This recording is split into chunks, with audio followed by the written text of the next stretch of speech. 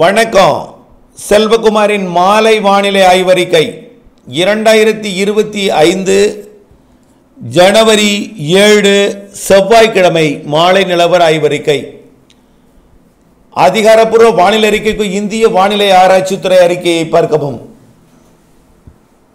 வானிலை அமைப்பு இந்த வரைபடத்தை பார்த்தீங்கன்னா உங்களுக்கு நன்றாக புரியும். நிகழ்வுகள் ஒன்றா இரண்டா, எண்ணற்ற நிகழ்வுகள். நிலநடுக்கோட்டுக்கு தெற்கே வரிசை கட்டி நிற்கும் நிகழ்வுகள் எம்ஜிஓ அமைப்பு. நிலநடுக்கோட்டுக்கு வடக்கே வட இந்திய நிலப்பகுதிகளில் குளிர்காலத்தில் கூட நிகழ்வுகள். ஒன்றன் பின் ஒன்றாக மேற்கத்திய இடையூறு. மேற்கத்திய இடையூறு அரபு நாட்டுக்குள் வந்து மெக்காவில் வெள்ளப்பெருக்கு. அடுத்தது ஏற்பட போகிறது குவைத் சிட்டிக்கு. ஆக சவுதி அரேபியாவில் வெள்ளப்பெருக்கை கொடுத்தது குவைத் சிட்டி மற்றும் ஓமன் வளைகுடா மற்றும் மஸ்கட் வரைக்கும் அது மழைப்பொழிவை கொடுக்க போகிறது. ஆக நிகழ்வுகள் குளிர்காலத்தில் மழைப்பொழிவை கொடுத்து கொண்டிருக்கிறது. இன்றைக்கு மெக்கால பார்த்தீங்கன்னா வரலாறு காணாத வெள்ளப்பெருக்கு, கட்டுக்கடங்காத வெள்ளம். காரணம், குளிருக்குள் வெப்ப காற்று நுழைந்தது, குளிருக்குள் குறைந்த அழுத்த காற்று நுழைந்தது, உயரழுத்தத்துக்குள் குறைந்த அழுத்த காற்று. இதெல்லாம் மெக்காவில் எதிர்பாராத ஒன்று. இன்றைக்கு தமிழ்நாட்டை பொறுத்த வரைக்கும் இன்றைக்கு அறுவடை விவசாயிகளை அச்சுறுத்தியது. வேதாரண்யம் ஆயக்காரன்புலத்தில் 1 மணி நேரம் தொடர் தூறலாக காணப்பட்டது. இன்றைக்கு டெல்டா மாவட்டங்களில் ஆங்காங்கே மழை. ஆக பரவலாக இல்லாவிட்டாலும் அச்சுறுத்தல் மழை விவசாயிகளை, அறுவடை விவசாயிகளுக்கு அச்சுறுத்தியது. இன்றைக்கு ஓய்வென்று ஓய்ந்து விட்டது. நாளை இந்த மழை இருக்காது. காரணம், இடைக்காலமாக நீடித்து கொண்டிருந்த ஒரு மெலிந்த காற்று சுழற்சி தமிழ்நாட்டின் தென்கடலோரத்தில் நீடித்தது. அது விலகிவிட்டது. சுமத்ரா தீவரிலிருந்து வந்து கொண்டிருக்கூடிய காற்று சுழற்சி வந்து கொண்டிருக்கிறது. இதனிடையே மேலும் ஒரு காற்று சுழற்சியும் அந்தமான் மற்றும் சுமத்ரா இடைப்பட்ட பகுதியில் உருவாகி சற்று காற்றை அது பிரிக்கும் என்பதனால நாளை இந்த கிழக்கு காற்று வருகை என்பது தடைபடும். இதனால் இன்றைக்கு பெய்த மழை நாளை இருக்காது. அறுவடை விவசாயிகள் நாளை அச்சப்பட வேண்டாம். மீண்டும் மழை 10ஆம் தேதியிலிருந்து தொடங்கும். 9 தூறல் 10ஆம் தேதியிலிருந்து மழை இருக்கும். பாதிக்கும் மழை அல்ல, இடையூறு கொடுக்கும் மழை. அறுவடை விவசாயிகளுக்கு அச்சுறுத்தல் மழை. மழையை எதிர்நோக்கி இருப்பவர்களுக்கு பொங்கலுக்கு பிறகு நல்ல மழை பொழிவை கொடுக்கும். ஆனால் தொடக்கம் 10ஆம் தேதி, 11ஆம் தேதி மிதமான மழை பொழிவிற்கு வாய்ப்பு இருக்கிறது. டெல்டா மாவட்டங்களுக்கும் தென் மாவட்டங்களுக்கும் உள் மாவட்டங்களுக்கும் ஆங்காங்கே ஆங்காங்கே ஆங்காங்கே ஆங்காங்கே ஒதுக்கி ஒதுக்கி. 12ஆம் தேதி ஞாயிற்றுக்கிழமையும் ஆங்காங்கே ஆங்காங்கே லேசான மிதமான மழைப்பொழிவு டெல்டா தென் தமிழ்நாட்டிற்கும் உள் மாவட்டங்களுக்கும் மேற்கு தொடர்ச்சி மலைக்கும் இருக்கும். போராடி முன்னேறினால் செங்கல்பட்டு வரைக்கும் அது தூறல் சாரலை கொடுக்கலாம். நன்றாக புரிந்து கொள்ள வேண்டும். நிகழ்வு வருவது எந்த அளவிற்கு தீவிரம் இருக்கிறது, எந்த அளவிற்கு அதன் கை நீளும், அதாவது எந்த அளவிற்கு இரு காற்று இணைவை தமிழ்நாட்டிலே குவிக்கும், அல்லது கிழக்கு காற்றை வடகிழக்கு காற்றை எந்த அளவிற்கு உள்ளே கொண்டு போய் ஏற்றும். ரேஷியோ, அதாவது வெப்ப குளிர் நீராவிகள், அதாவது வெப்ப காற்று குளிர்காற்று, குளிர்காற்றுக்குள் வெப்பக்காற்று, இவை எந்த அளவிற்கு சதவீதத்தில் இணையுமோ அந்த இடத்துல சரியான சதவீதத்தில் இருக்கக்கூடிய இடத்துல மழைப்பொழிவு இருக்கும். குளிர்காற்றில் வெப்பம் கிடைக்கும் இடத்துல மழைப்பொழிவு இருக்கும். ஆக எல்லோருக்கும் பரவலான மழைப்பொழிவு கிடையாது. ஆங்காங்கே ஆங்காங்கே மழை இருக்கும். இன்றைக்கு தெரிந்திருக்கும் டெல்டாவில் ஆயக்காரன்புலத்தில் 1 மணி நேரம் மழை.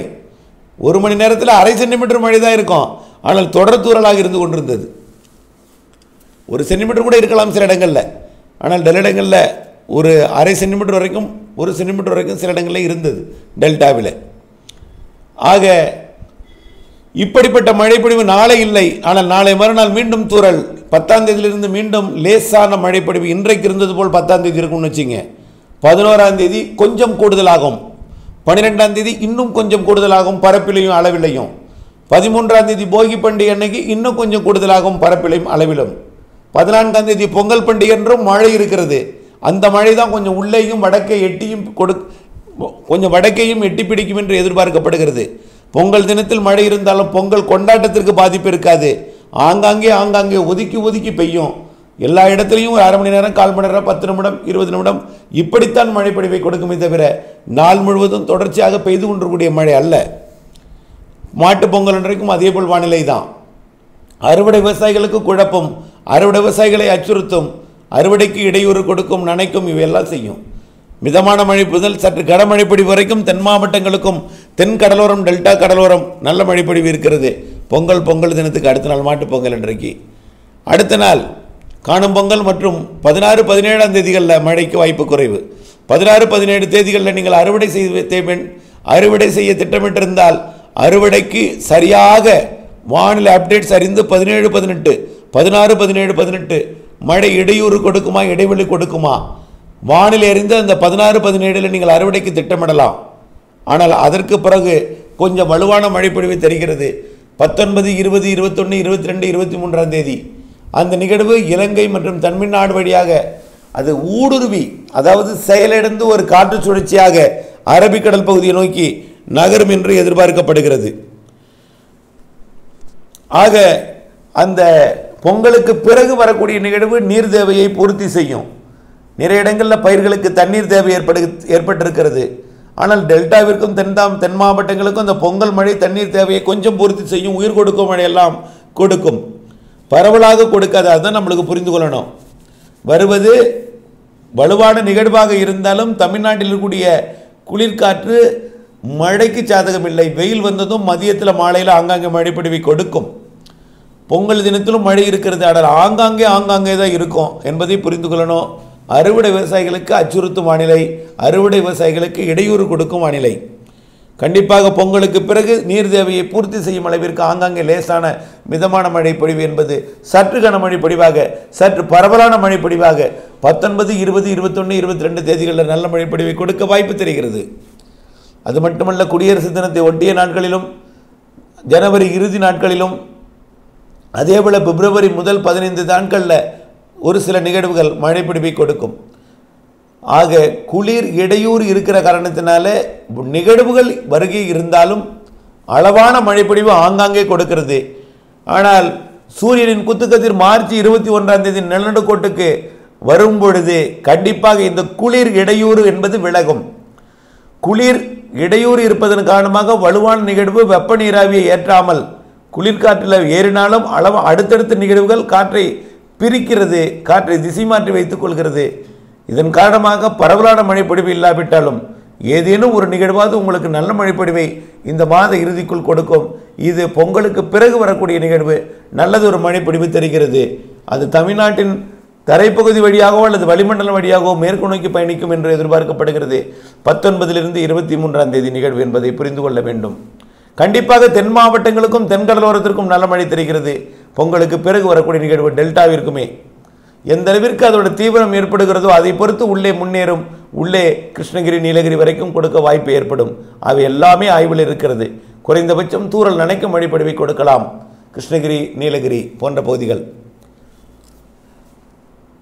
மார்ச் 21ஆம் தேதி சூரியன் குத்துக்கதிர் நிலநடுக்கோட்டை தொடர்வதற்கு நெருங்கும் பொழுது படிப்படியாக பிப்ரவரி பிற்பகுதி, மார்ச்சை விட ஏப்ரல், மே நிறைய மழைப்பொழிவிற்கு சாதகம் இருக்கிறது. ஏப்ரல், மேல வலிமையான நிகழ்வு தமிழ்நாட்டுக்கு வந்து நிறைய மழைப்பொழிவை கொடுக்கலாம். இந்த ஆண்டு கோடையில் சராசரிக்கு கூடுதல் மழை இருக்கிறது, சராசரி வெயில் இருக்கிறது. ஆக வரக்கூடிய ஜனவரி, பிப்ரவரி 2 மாதமுமே குளிரும், குளிருக்கு இடையே வெயிலும், இதமான வெயிலும், இடையிடையே நிகழ்வுகள் வந்து மழைப்பொழிவையும் கொடுக்கும். மார்ச் சற்று கூடுதல் மழைப்பொழிவிற்கு சாதகம் இருக்கிறது, காற்று சுழற்சி மழைப்பொழிவாக.